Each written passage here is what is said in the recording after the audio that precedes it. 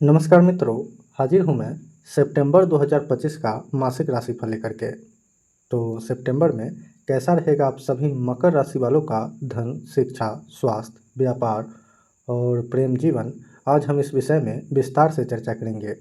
किंतु इससे पहले अभी तक आप लोग चैनल को सब्सक्राइब नहीं किए हैं तो सब्सक्राइब कर लिए हैं तो धन्यवाद। अब विषय पर आते हैं और सबसे पहले स्वास्थ्य की बात करी जाए तो महीने का शुरुआती 2 हफ्ता स्वास्थ्य के दृष्टिकोण से बिल्कुल भी अच्छा नहीं है। हालांकि योग कारक शुक्र आपके प्रथम भाव को देख रहे हैं, जिससे रोग प्रतिरोधक क्षमता अच्छी रहेगी और इसी वजह से युवाओं को बहुत बड़ी समस्याओं का सामना नहीं करना पड़ेगा। लेकिन जिन जातक को गुरु की दशा, सूर्य की दशा, केतु की दशा या फिर मंगल का ही दशा क्यों न चल रही हो, ऐसे लोगों को शुरुआती 15 दिन अपने स्वास्थ्य का विशेष ख्याल रखना है। और जो लोग पहले से बीमार है वे लोग डॉक्टर के संपर्क में रहें और डॉक्टर की बातों को नज़रअंदाज बिल्कुल भी न करें।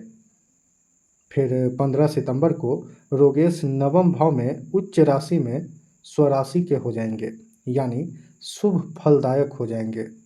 परिणाम स्वरूप जिन लोगों को कब्ज की समस्या, बवासीर की समस्या या पेट और आँखों से संबंधित कोई समस्या है, उस समस्या से निजात मिलेगी। कुल मिलाकर शुरुआती 2 हफ्ता स्वास्थ्य के दृष्टिकोण से चुनौतीपूर्ण है। वही महीने का उत्तरार्ध ठीक ठाक दिखाई पड़ रहा है।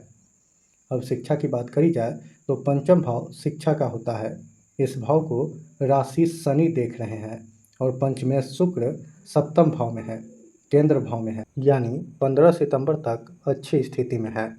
फिर केतु के साथ अष्टम भाव में गोचर करेंगे और ये स्थिति शुक्र के लिए बहुत अच्छा नहीं है।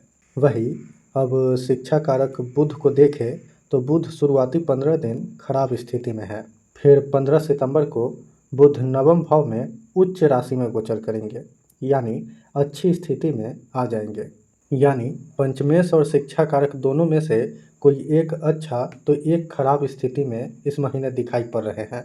और ज्योतिष का एक नियम है कि जब दो स्थिति में एक अच्छा और एक खराब हो तो ना तो अच्छा फल मिल पाता है और ना ही बुरा।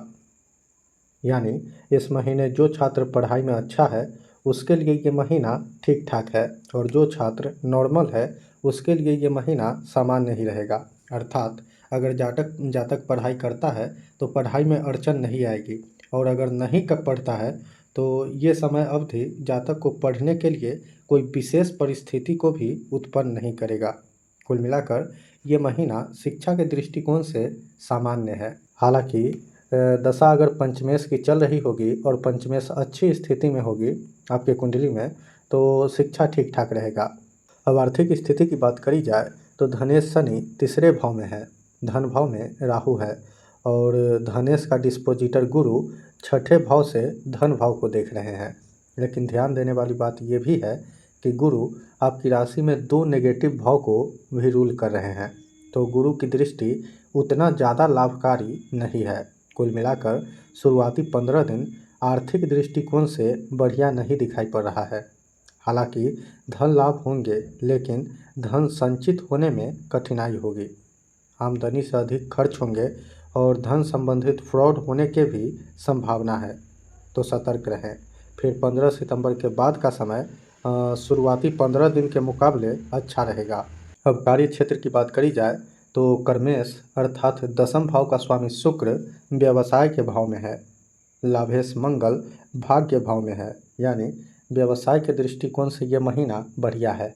हालांकि 15 सितंबर को जब शुक्र अष्टम भाव में केतु के साथ गोचर करेंगे तब व्यवसाय में थोड़ा मंदी का भी सामना करना पड़ सकता है।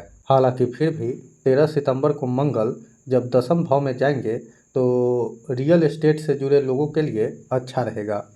अब नौकरी पेशा से जुड़े लोगों की बात करी जाए तो नौकरी में स्थिरता की कमी रहेगी, यात्राएं अधिक करनी पड़ेगी, ट्रांसफ़र ऐसी जगह होने की संभावना है जहां आप लोग जाना पसंद नहीं करते हो। हालांकि 15 सितंबर के बाद विदेश जाकर नौकरी करने का भी मौका मिलेगा। अब प्रेम जीवन की बात करी जाए तो पंचमेश शुक्र का सप्तम भाव में होना प्रेम जीवन में गहराई तो लाएगा ही, साथ ही प्रेम विवाह का योग भी बनाएगा। क्योंकि पंचम भाव प्रेम का होता है और सप्तम भाव विवाह का होता है। और क्योंकि शुक्र आपके सप्तम भाव में 15 सितंबर तक हैं, तो इस दौरान प्रेम विवाह का भी योग बनेगा। वही 15 सितंबर के बाद शुक्र अष्टम भाव में गोचर करेंगे। अष्टम भाव अनैतिकता का होता है, दुख का होता है। तो संभवतः आपके प्रेम जीवन में थोड़ा बहुत उतार चढ़ाव का भी सामना करना पड़ सकता है। अब वैवाहिक जीवन की बात करी जाए तो शुरुआती 15 दिन अच्छा दिखाई पड़ रहा है और बाद का समय चुनौतीपूर्ण है। वही स्त्री जातक के लिए यह पूरा महीना वैवाहिक जीवन के दृष्टिकोण से बढ़िया दिखाई पड़ रहा है। अब उपाय की बात करी जाए तो षष्ठे सूर्य का केतु के साथ होने से ग्रहण दोष का निर्माण हो रहा है। इस कारण विशेष रूप से नौकरी पेशा से जुड़े लोगों को काफ़ी परेशानियों का सामना करना पड़ेगा। तो छठे भाव को अच्छा रखने के लिए भगवान सूर्य नारायण की पूजा आराधना करें और साथ ही उनको जल से अर्घ भी प्रतिदिन दें। इसी के साथ आज के कार्यक्रम में बस इतना ही। वीडियो अच्छी लगी हो तो चैनल को सब्सक्राइब करें और वीडियो को लाइक करें।